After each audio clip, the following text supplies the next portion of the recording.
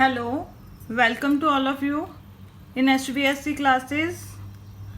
आज का जो हमारा टॉपिक है क्लास 11th अकाउंटेंसी का, वो है डबल एंट्री सिस्टम। बच्चों, ये चैप्टर सबसे इम्पॉर्टेंट चैप्टर है। सारी जो +1 की जो अकाउंटेंसी है, जो रूल रेगुलेशंस हैं, वो सारे इस चैप्टर पर बेस्ड हैं। तो इस वजह से ये बहुत इम्पॉर्टेंट चैप्टर है। तो आप इसे मेरे साथ ध्यान से समझिएगा और सारे कंसेप्ट साथ साथ क्लियर करते जाइएगा। फर्स्ट है double entry system. Double entry system क्या होता है बच्चों? मैंने आपको जब पिछला अकाउंटिंग इक्वेशन वाला चैप्टर करवाया था, उसमें बताया था कि जो हमारे rules of debit and credit rules हैं, वो 2 अप्रोचेस के अकॉर्डिंग रिकॉर्ड किए जाते हैं।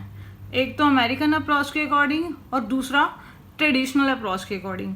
जो ट्रेडिशनल अप्रोच है उसका दूसरा नाम है double entry system. Double entry system का क्या मीनिंग है? According to this system, every business transaction at least effects the 2 accounts in opposite directions. Double entry system क्या कहता है कि जो भी हमारी बिजनेस की ट्रांजेक्शन्स होंगी, हमारे बिजनेस में कोई भी बिजनेस ट्रांजेक्शन है, वो कम से कम 2 अकाउंट्स को इफ़ेक्ट करेगी ही करेगी। कौन सी डायरेक्शन में? ऑपोजिट डायरेक्शन में। वो जो डायरेक्शंस होगी वो ऑपोजिट होगी उनकी। हमारे बिजनेस में कोई भी ट्रांजेक्शन ऐसी नहीं हो सकती जो सिर्फ एक अकाउंट को इफ़ेक्ट करे या जिसका केवल एक एक्सपेक्ट हो। ये कहते हैं एटलीस्ट 2 अकाउंट्स। इसमें 2 अकाउंट्स कम से कम इन्वॉल्व होते हैं। इसका मीनिंग है 2 या 2 से ज़्यादा, बट एक डेबिट होगा और एक क्रेडिट होगा। ये ऑपोजिट डायरेक्शन में चलते हैं। तो वो कौन सा हमारा जो सिस्टम होता है? डबल एंट्री सिस्टम, जिसमें कम से कम किसी भी ट्रांजैक्शन से, किसी भी बिजनेस ट्रांजैक्शन से, जिससे कम से कम बिजनेस के 2 खातों के ऊपर इफेक्ट पड़ता है, तो वो कौन सा होता है बच्चों? Double entry system. नाम से ही क्लियर हो रहा है, डबल एंट्री मीन हर ट्रांजैक्शन की डबल एंट्री होती है। डबल एंट्री का मीनिंग वो नहीं है कि एक एंट्री हमने बार बार करनी है 2 बार, वो मीनिंग नहीं है। यहाँ पर मीनिंग है अगर कुछ डेबिट हो रहा है तो उसके साथ कुछ क्रेडिट भी अवश्य होगा, उतनी ही अमाउंट से। तो इस वजह से इसका नाम डबल एंट्री सिस्टम है। Characteristics of double entry system. Double entry system की क्या करेक्टरिस्टिक्स हैं? फर्स्ट है double effect, means 2 fold effect duality. हमने ये जो कंसेप्ट था पहले भी किया था अकाउंटिंग प्रिंसिपल वाले कंसेप्ट में। ये प्रिंसिपल क्या कहता है? It follow the principle of double aspects by debiting and crediting the transactions. ये प्रिंसिपल कहता है अगर आपके पास कुछ डेबिट हो रहा है तो आपके पास कुछ क्रेडिट भी होगा ही होगा। कितने से होगा? जितने से डेबिट हो रहा है उतने से वो क्रेडिट भी होगा। मीन्स 2 इफेक्ट पड़ेंगे किसी भी ट्रांजेक्शन के। Every transaction must have 2 fold effect, debit and credit. Means always debit होगा और ऑलवेज क्रेडिट होगा। सेकंड है इक्वल इफेक्ट। इक्वल इफेक्ट क्या कह रहा है कि मीन्स जितने से हम डेबिट करेंगे उतनी हम ही अमाउंट से हम क्या करेंगे? क्रेडिट करेंगे। तो वो कौन सा इफेक्ट हो गया? Equal effect. It assume that debit must be equal to the credit amount. जो हमारी डेबिट की अमाउंट है वो हमारी क्रेडिट की अमाउंट के क्या होगी? इक्वल होगी। And it consider the effect of equal amount on the both sides of accounts. जो दोनों साइड्स आएंगी हमारी डेबिट और क्रेडिट साइड्स अकाउंट्स की, वो दोनों क्या होंगी? बराबर होंगी।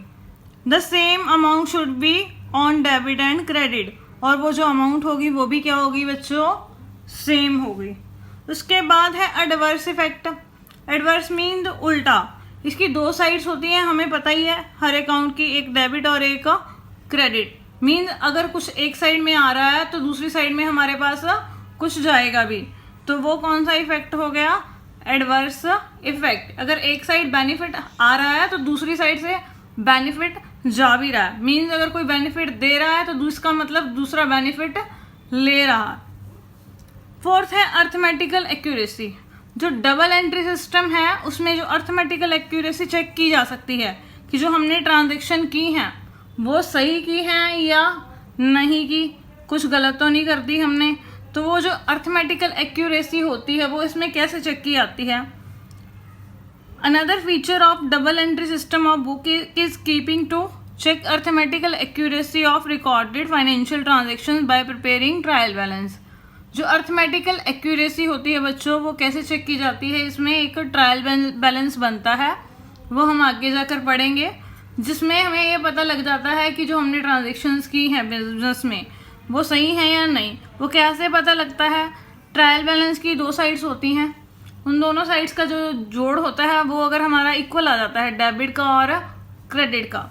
और ट्रायल बैलेंस क्या होता है, समरी ऑफ लेजर्स, जो हमारे लेजर्स होते हैं, अकाउंट्स होते हैं, उनका जो एंड में बैलेंस बच जाता है, उनकी जो समरी होती है बैलेंसेस की, वो क्या होती है बच्चों, ट्रायल बैलेंस। तो उनकी जो डेबिट साइड्स होती हैं और उनकी जो क्रेडिट साइड्स होती हैं समरी की, वो दोनों इक्वल आ जाती हैं।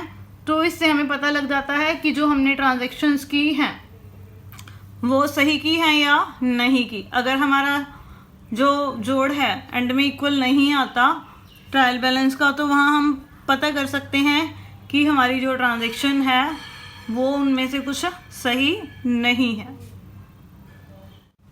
नेक्स्ट फीचर है डबल एंट्री सिस्टम की हमारे पास complete record. Double entry system की सबसे बड़ी खासियत क्या है कि इसमें जो भी हमारे पास बिजनेस में ट्रांजैक्शंस होती हैं उनका कंप्लीट रिकॉर्ड होता है। जैसे सपोज करो हमने फर्नीचर ख़रीदा, ठीक है, हमारे पास फर्नीचर आ गया और कैश चला गया, तो हम ये तो नहीं है कि फर्नीचर में रिकॉर्ड कर देंगे और कैश में कुछ भी रिकॉर्ड नहीं करेंगे कैश अकाउंट में, ऐसा तो नहीं हो सकता।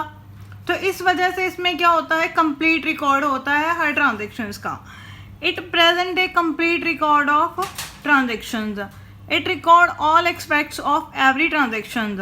मीन्स जो भी ट्रांजैक्शन है उसको हर पहलू से मतलब क्या किया जाता है, रिकॉर्ड किया जाता है। मीन्स हमने अब फर्नीचर ख़रीदा है कैश में, ये मैंने आपको एग्जांपल दिया, तो मैं क्या करेंगे, हम जो भी फर्नीचर अकाउंट है और कैश अकाउंट दोनों जगह हम क्या करेंगे, उसे पोस्ट करेंगे, उसकी एंट्री करेंगे। तो इस वजह से क्या होगा, जो हमारा ऑर्गेनाइजेशन है उसकी हमारे पास कंप्लीट और क्लियर पिक्चर बनेगी।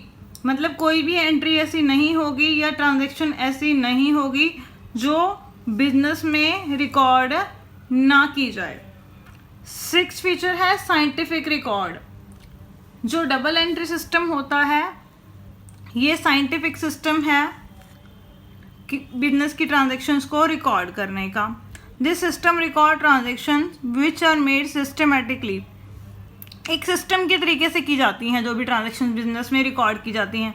वो सिस्टम क्या है कि हमारे जो प्रिंसिपल्स हैं ट्रांजैक्शंस को रिकॉर्ड करने के, हम उनको फॉलो करते हैं, उनके बिना ये रिकॉर्ड नहीं की जाती। जो प्रिंसिपल्स थे वो हमने अकाउंटिंग प्रिंसिपल्स वाले चैप्टर्स में पढ़े कि कौन कौन से प्रिंसिपल्स हम अकाउंट्स बनाते टाइम फॉलो करते हैं। तो ये प्रिंसिपल बेस्ड है, प्रिंसिपल्स पर बेस्ड होने की वजह से ये क्या है, double entry system scientific record है या साइंटिफिक सिस्टम है रिकॉर्डिंग का। तो ये हो गई हमारे पास डबल एंट्री सिस्टम की फीचर्स। नेक्स्ट है हमारे पास advantages of double entry system. Double entry system के क्या बेनिफिट्स हैं, हमें क्या लाभ हैं। फर्स्ट है साइंटिफिक सिस्टम। जो डबल एंट्री सिस्टम है वो साइंटिफिक सिस्टम है। ये साइंटिफिक सिस्टम क्यों है, क्योंकि इसमें जो भी ट्रांजैक्शंस रिकॉर्ड की जाती हैं वो स्पेसिफिक रूल्स और प्रिंसिपल्स को फॉलो करके ही रिकॉर्ड की जाती हैं। तो इस वजह से ये जो सिस्टम है मोर साइंटिफिक है, इसके स्पेसिफिक रूल्स हैं, प्रिंसिपल्स हैं जिनके ऊपर ये सिस्टम बेस्ड है। सेकंड है कंप्लीट रिकॉर्ड ऑफ ट्रांजैक्शंस। जो डबल एंट्री सिस्टम है उसमें जो सभी एंट्रीज हैं या सभी ट्रांजैक्शंस हैं उनका हमें कंप्लीट रिकॉर्ड मिल जाता है। In this system all accounts are divided into 3 parts. इस सिस्टम में जो हमारे अकाउंट्स होते हैं उनको 3 पार्ट्स में डिवाइड किया गया है। First personal account, second real account और थर्ड नॉमिनल अकाउंट्स। और जो भी ट्रांजेक्शन्स होती हैं वो दोनों एक्सपेक्ट्स के अकॉर्डिंग रिकॉर्ड की जाती हैं। वो एक्सपेक्ट्स कौन से हैं? Debit and credit. तो इस वजह से क्या होता है, एक तो हम सभी अकाउंट्स की ट्रांजेक्शन इसमें रिकॉर्ड करते हैं, फिर दोनों एक्सपेक्ट्स के अकॉर्डिंग ट्रांजेक्शन रिकॉर्ड करते हैं। तो इस वजह से hence a complete record of every transaction is maintain in this system. तो इसमें हमें हर ट्रांजेक्शन का कंप्लीट रिकॉर्ड मिल जाता है। थर्ड है knowledge of financial position of the business. Double entry system लागू करने से क्या बेनिफिट मिलता है हमें? जो ईयर के एंड में हमें बिजनेस की फाइनेंशियल पोजीशन होती है वो पता करनी होती है, वो कैसी है, तो वो किससे पॉसिबल है? ओनली डबल एंट्री सिस्टम से। क्योंकि डबल एंट्री सिस्टम में क्या होता है, in double entry system separate accounts are open for each and every assets, liabilities, capitals of business. वो क्या कहते हैं कि जो डबल एंट्री सिस्टम है इसमें बिजनेस की जितनी भी एसेट्स हैं, जितनी भी लाइबिलिटीज़ हैं या जितनी भी हमारी कैपिटल है, सबके लिए अलग अलग अकाउंट ओपन किया जाता है। तो सेपरेट अकाउंट ओपन करने की वजह से हमें अकेली आइटम का पता होता है कि हमारी एसेट कौन सी कितनी अमाउंट की है, कितनी इंक्रीज़ हुई, कितनी डिक्रीज़ हुई। तो इससे हमें बिजनेस की फाइनेंशियल पोजीशन फाइंड आउट करने में भी हेल्प मिलती है। उसके बाद है fourth knowledge of various information. हमारे बिजनेस में हमें कुछ तरह की इंफॉर्मेशन चाहिए होती हैं, तो वो जो इंफॉर्मेशन हैं वो भी हमें सिर्फ किसके द्वारा ही मिल सकती हैं? डबल एंट्री सिस्टम से। क्या है वो इंफॉर्मेशन हमारे पास? What is the amount of sales, purchase, closing stock. देखो बच्चों, मैंने आपको ऊपर अभी बताया कि हर ट्रांजेक्शन के लिए, हर आइटम के लिए अलग से अकाउंट बनाया जाता है। तो अगर हमने ये देखना है कि हमारी सेल कितनी है तो हम क्या करेंगे? सेल अकाउंट देख लेंगे। अगर हमने ये देखना है कि हमारी परचेज कितनी है तो वो हमें कहाँ से पता लग जाएगी? हमारे परचेज अकाउंट से। और उसके बाद हमने ये देखना है हमारा क्लोजिंग स्टॉक कितना है, जो ईयर के एंड पे अभी तक सेल नहीं हुआ, वो हमें कहाँ से पता लग जाएगा? स्टॉक अकाउंट से। उसी तरह से what amount is due to receive from customers. हमने अपने कस्टमर से कितनी अमाउंट अभी तक लेनी है, यानी कितनी अमाउंट हमें रिसीव नहीं हुई है हमारे कस्टमर से, तो वो हम कहाँ से पता करेंगे? डेटर अकाउंट से पता लग जाएगा हमें। उसके बाद है what is amount due to pay to suppliers. जो हमारे सप्लायर्स हैं जिनसे हम गुड्स खरीदते हैं, उनको हमने कितनी अमाउंट पे करनी है, मींस कितनी अमाउंट अभी तक ड्यू है, तो वो हमें कैसे पता लग जाएगा? सप्लायर का अकाउंट देखकर पता लग जाएगा कि कितनी हमने उनसे गुड्स परचेज करी, कितने बार हमने उनको पेमेंट कर दी और एंड में कितनी पेमेंट पेंडिंग है। नेक्स्ट एडवांटेज है डबल एंट्री सिस्टम की लेसर पॉसिबिलिटी ऑफ फ्रॉड। इसमें जो फ्रॉड होने की जो संभावना है वो बहुत ही कम होती है। क्यों होती है कम फ्रॉड होने की पॉसिबिलिटी? क्योंकि इस सिस्टम में each and every transaction are recorded in 2 accounts. इसमें जो हमारी सारी ट्रांजेक्शन्स होती हैं उनको 2 अकाउंट्स में रिकॉर्ड किया जाता है। If at all some manipulation take place it can be easily detected. अगर कुछ गड़बड़ हो भी जाती है तो वो आसानी से इसमें मिल जाती है हमें। उसके बाद है helps management in decision making.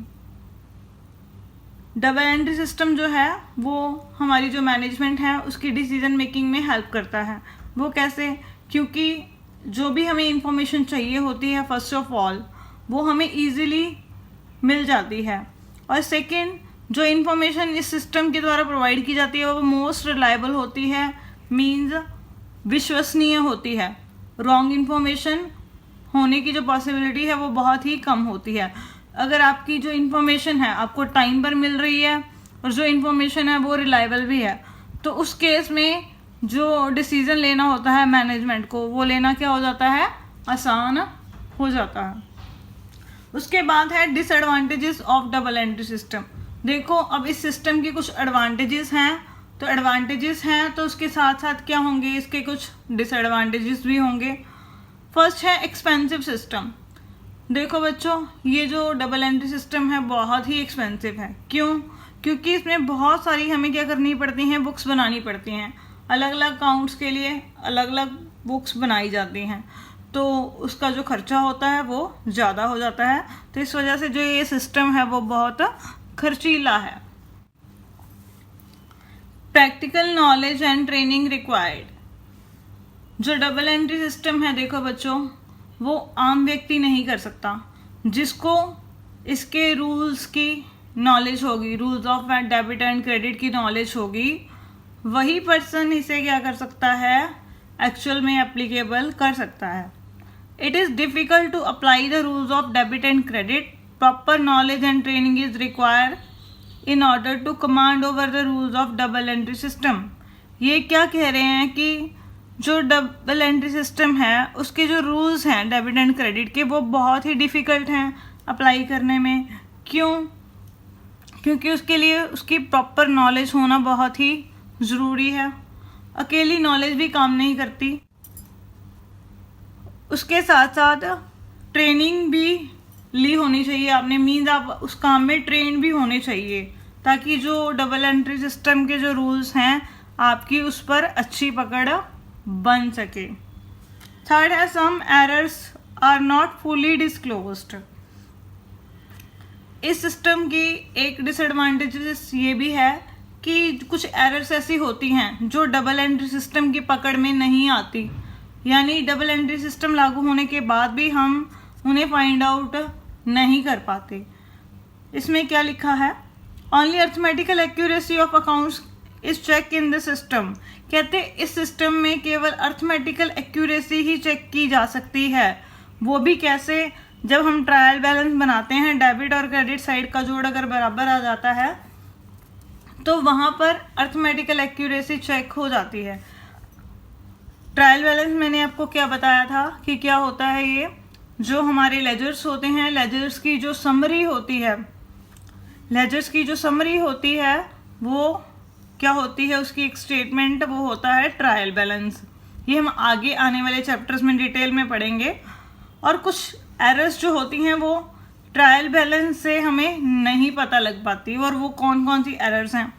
Errors of omission, हम कुछ एंट्रीज भूल ही गए करनी। Errors of commission, errors of principle and compensating errors. ये कुछ एरर्स हैं जो हमें ट्रायल बैलेंस के अंदर नहीं पता लग पाती। इसके लिए हमारा एक सेपरेट चैप्टर है, रेक्टिफिकेशन ऑफ एरर्स। हम उस चैप्टर में डिटेल्स में पढ़ेंगे कि ये एरर्स कौन कौन सी होती हैं। यहाँ पर सिर्फ इतना ही जानना काफ़ी है कि ये कौन कौन सी एरर्स हैं जो ट्रायल बैलेंस के अंदर हम फाइंड आउट नहीं कर सकते। तो इसी के साथ आज की जो हमारी क्लास है वो ओवर हो गई। अगर आपकी कोई क्वेरी है या आपकी कोई प्रॉब्लम है तो आप नीचे कमेंट सेक्शन में जाकर मुझसे पूछ सकते हैं।